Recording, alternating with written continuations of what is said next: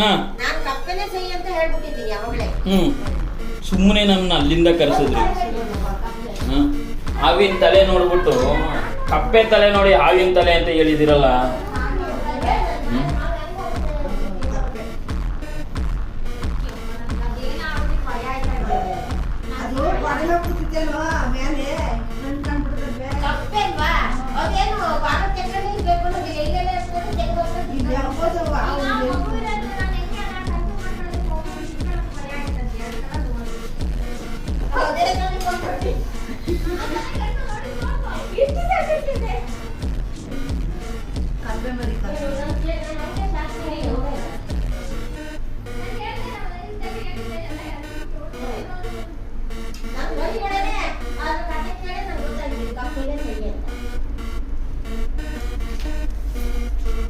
ಕಪ್ಪೆ ನೋಡ್ಬಿಟ್ಟು ಅಲ್ಲ ತಪ್ಪಲ್ಲ ಬಿಡಿ, ನಿಜವಾಗ್ಲೂ ಹಾವೇ ಆಗ್ಬಿಟ್ಟಿದ್ರೆ ಏನ್ ಮಾಡ್ತಿದ್ರಿ?